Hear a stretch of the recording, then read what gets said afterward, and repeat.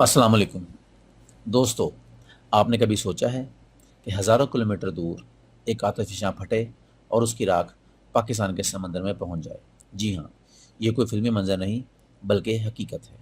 पाकिस्तान के महकमा मौसमियात के मुताबिक अफ्रीकी मुल्क एथोपिया में हाल ही में एक कदीम आतिशफ़शां फटा और उसे उठने वाली राख के बादल इस वक्त बहर अरब के ऊपर मंडरा रहे हैं। ये राख के बादल गवादर से सिर्फ 60 नाटिक मील दूर देखे गए हैं और फिलहाल तकरीबन 500 मीटर की बुलंदी पर मौजूद हैं।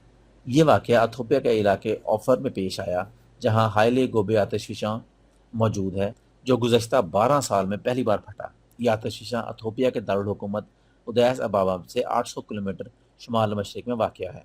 इसकी ऊंचाई तकरीबन 500 मीटर है और यह रेफत वैली में मौजूद है। वही इलाका जहाँ ज़मीन की दो बड़ी टेक्टोनिक प्लेट्स आपस में मिलती हैं। यही वजह है कि यहाँ ज़लज़ले और आतिशफ़शानी की सरगर्मियाँ होती रहती हैं। एथोपियन मीडिया के मुताबिक आतिशफ़शां मरकज़ी पहाड़ से तकरीबन 8 किलोमीटर के फासले पर फटा, जिसकी इब्तदाई रिपोर्ट में बताया गया है कि धमाके की शिद्दत और आवाज़ इससे कबल आतिशफ़शां फटने के वाक़यात से कहीं ज़्यादा थी। एक रिहायशी ने मुकामी मीडिया को बताया कि हम आवाज़ सुनकर चौंक गए और हम पर खौफ तारी हो गया। आतिशफ़शां फटने के बाद आसपास के इलाकों में ज़लज़ले के झटके महसूस हुए और धमाके की आवाज़ जबूती तक सुनाई दी। आतिशफ़शां फटने के फ़ौरन बाद इससे उठने वाली राख के बादलों के बाइस आसपास की बस्तियां तकरीबन अंधेरे में डूब गईं।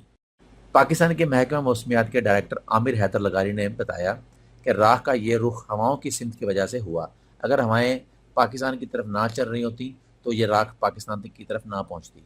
सैटेलाइट तस्वीर में साफ देखा जा सकता है कि आतिशफ़शां से निकलने वाला धुआं और राख सूख लावे के समंदर पर तैरते हुए आसमान की तरफ बुलंद हो रहा। ये राख का बादल तकरीबन 14 किलोमीटर की बुलंदी तक पहुंच चुका है और हवा की सिमत के बायस इसने बहर अरब का रुख कर लिया है।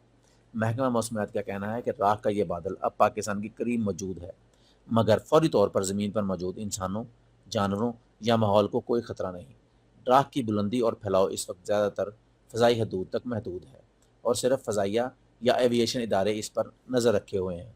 आलमी इदारे वोल्केनो ऐश एडवाइजरी ने अलर्ट जारी किया है कि ये राख शुमाली पाकिस्तान, यमन, ओमान और भारत के इलाकों तक पहुंच चुकी है।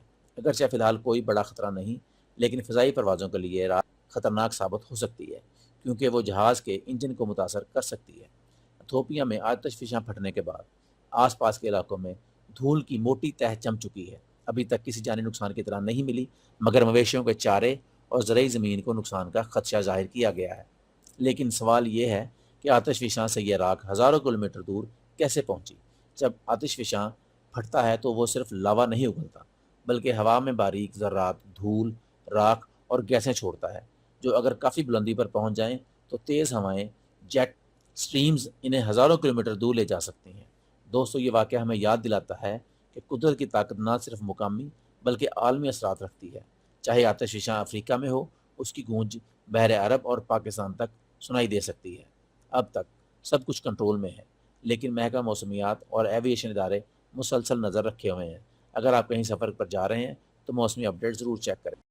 अगर आपको हमारी वीडियो पसंद आई हो तो इसे लाइक और शेयर ज़रूर कीजिएगा।